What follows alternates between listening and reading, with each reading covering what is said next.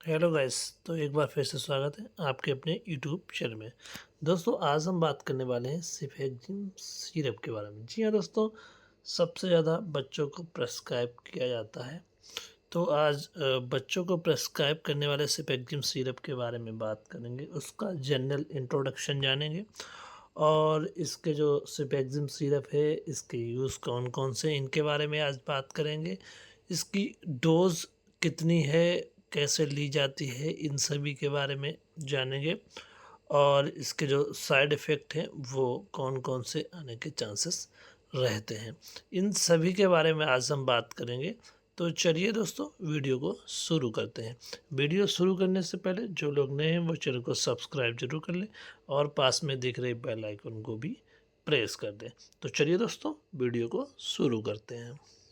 जी दोस्तों, तो सबसे पहले अगर हम बात करें सिफेक्जिम सिरप के बारे में, तो सिफेक्जिम सिरप जो है वो एक प्रकार का एंटीबायोटिक है जिसका यूज़ बैक्टीरियल इन्फेक्शन में किया जाता है। यानी कि सिफेक्जिम जो सिरप है वो एक एंटीबायोटिक मेडिसिन है और इसका बैक्टीरियल इन्फेक्शन में किया जाता है। ध्यान रहे, इसको वायरल इन्फेक्शन में नहीं देते हैं, सिर्फ बैक्टीरियल इन्फेक्शन में देते हैं। जो सिफेक्जिम है वो सिफेलोस्पोरिन जो क्लास है उसकी कैटेगरी है, या सिफेलोस्पोरिन कैटेगरी से सिफेक्जिम बिलोंग करती है।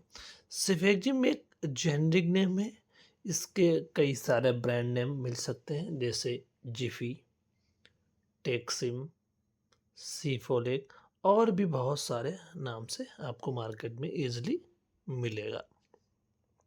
अगर हम बात करें जो सिफेक्जिम सिरप है या जो सिफेक्जिम साल्ट है वो वर्क कैसे करता है, यानी कि इसका जो मैकेनिज्म ऑफ एक्शन है वो क्या है।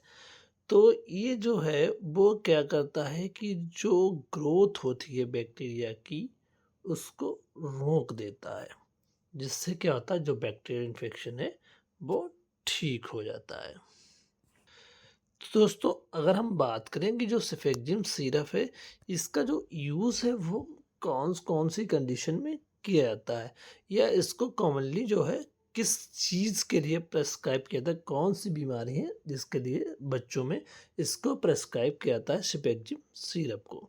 तो जो सबसे पहला यूज़ है इसका वो है रेस्पायरेटरी इन्फेक्शन। जी हाँ दोस्तों, जो श्वास नली है, श्वास संबंधी जैसे श्वास नली हो गई, फेफड़े हो गए, तो अगर उसमें इन्फेक्शन है तो सिफेक्जिम सिरप का जो है उसको प्रेस्क्राइब किया जाता है। जैसे रेस्पिरेटरी इन्फेक्शन में हमारा निमोनिया हो गया और ब्रोंकाइटिस हो गया। इसमें जो नेक्स्ट है वो है यूरिनरी ट्रैक्ट इन्फेक्शन, जिसको यूटीआई के नाम से भी जानते हैं। ये क्या है, मूत्र संबंधी इन्फेक्शन होता है। किसी भी बच्चे को बार बार पेशाब होना और कम ज़्यादा पेशाब होना, उस कंडीशन में यूटीआई की प्रॉब्लम होती है। तो उस यूटीआई की प्रॉब्लम यानी यूरिनरी ट्रैक्ट जो इन्फेक्शन है उसकी प्रॉब्लम को ट्रीट करने के लिए भी सिफेक्जिम जो सिरप है उसका यूज़ किया जाता है। नेक्स्ट है ईयर इन्फेक्शन। जी हाँ दोस्तों, जिसको ओटाइटिस मीडिया के नाम से भी जानते हैं। अगर बच्चों में ईयर में इन्फेक्शन हो गया है, यानी कान में इन्फेक्शन हो गया है, कान बहने लगा है, कान में दर्द शुरू हो गया है, तो उस कंडीशन में भी सिफेक्जिम सिरप को प्रेस्क्राइब किया जाता है। थ्रोट इन्फेक्शन यानी कि गले में इन्फेक्शन, जिसमें आता है टॉन्सिलाइटिस और फेरेंजाइटिस। फेरिंग्स में इन्फेक्शन हो जाता है तो उससे हम फेरेंजाइटिस बोलते हैं, और टॉन्सिल्स में इन्फेक्शन है तो उससे हम टॉन्सिलाइटिस बोलते हैं। ये जो है वो थ्रोट इन्फेक्शन के अंतर्गत आते हैं। नेक्स्ट है टाइफाइड फीवर। जी हाँ दोस्तों, जो टाइफाइड फीवर है वो एक साल्मोनेला टाइफी नामक बैक्टीरिया होता है, उसकी वजह से होता है। तो उस बैक्टीरियल ग्रोथ को या तो साल्मोनेला टाइफी को किल करने के लिए भी हम सिफेक्जिम को प्रेस्क्राइब करते हैं, या टाइफाइड फीवर में इसको देते हैं। तो ये जो है मेनली जो है सिफेक्जिम सिरप के यूजेस हैं, यानी कि सिफेक्जिम सिरप को इन कंडीशन में दिया जाता है। इसमें हम बात करें कि इसकी जो डोज है वो किस हिसाब से दी जाती है और इसको एडमिनिस्ट्रेशन मतलब कैसे कैसे दिया जा सकता है। तो जो सिफेक्जिम सिरप है इसकी डोज है वो डिपेंड करती है बच्चे की उम्र पे, बच्चे के वज़न पे और किस सीवियरिटी का इन्फेक्शन हुआ है। यानी सीवियरिटी ऑफ इन्फेक्शन, इन्फेक्शन जो है एक्यूट है या क्रोनिक है, किस तरीके का इन्फेक्शन है, उस पे डोज़ डिपेंड करती है। मोस्टली जो इसकी नॉर्मल डोज़ अगर देखी है तो दिन में 1 बार से 2 बार इसको दिया जाता है। इसका यूज़ खाने के साथ या खाने के बिना खाली पेट भी कर सकते हैं।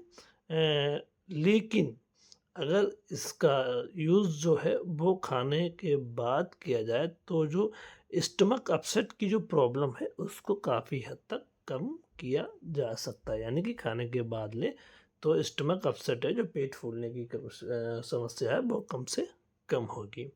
और बच्चों को सिरप पिलाते टाइम कुछ महत्वपूर्ण बातें भी ध्यान रखनी होती हैं। जैसे जिस बॉटल में सिरप है तो उसको अच्छी तरीके से हिला लेना है, जिससे कि क्या है वो जो सिरप है वो जो स्टेराइल वाटर है उसमें एक प्रॉपर रूप से मिक्स हो जाए।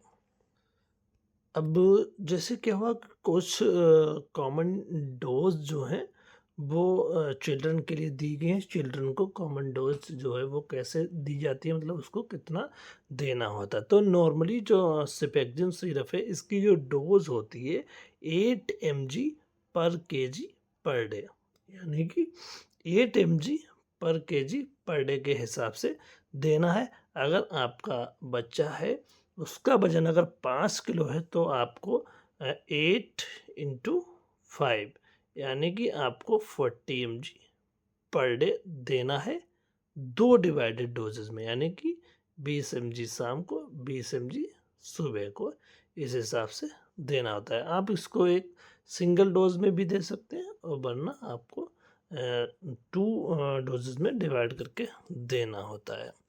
जैसे इसमें दिया हुआ है एग्जाम्पल के तौर पे कि एक बच्चा है उसका वज़न 10 केजी है तो उसको हमें 80 mg पर डे देना होता है। तो ये कैसे हम देखेंगे, तो उसमें लिखा होता है सिरप पे ही कि इसमें इतने एमएल में इतने एमजी है, इतने एमएल में इतने एमजी है। तो वो डिपेंड करता है कि जो सिरप है उसमें कंसंट्रेशन किस हिसाब से दी हुई है, तो उसी हिसाब से हमको 8 mg पर केजी पर डे के हिसाब से डोज मेंटेन कर लेंगे। तो दोस्तों अगर हम बात करें कि जो सेफेक्जिम सिरप है उसके जो साइड इफ़ेक्ट हैं ज़्यादा से ज़्यादा कौन से आने के चांसेस रहते हैं, तो इसमें कुछ कॉमन साइड इफ़ेक्ट हैं। उसमें है पहला नोज़िया या वोमिटिंग, दूसरा है डायरिया। ये कुछ साइड इफ़ेक्ट देखने को मिल सकते हैं सेफेक्जिम सिरप से। एब्डोमिनल पेन और स्किन रैशेस जैसे एलर्जिक रिएक्शन, यानी कि बॉडी पे चकत्ते पड़ जाना और हेडेक। कभी कभी पेशेंट को सर दर्द की भी प्रॉब्लम हो जाती है, लेकिन मोस्टली जो है सेफेक्जिम में कम से कम साइड इफ़ेक्ट देखने को मिलते हैं। बहुत ही रेयर केस में साइड इफ़ेक्ट देखने को मिल सकते हैं। तो दोस्तों आशा करते हैं आपको वीडियो अच्छा लगा होगा। ये तो था कुछ सेफेक्जिम के बारे में। अगर वीडियो अच्छा लगे तो लाइक ज़रूर करें, दोस्तों को भी शेयर करें और हमें कमेंट करना ना भूलें। तो चलिए दोस्तों आज के लिए बस इतना ही, मिलते हैं नेक्स्ट वीडियो में नए टॉपिक के साथ।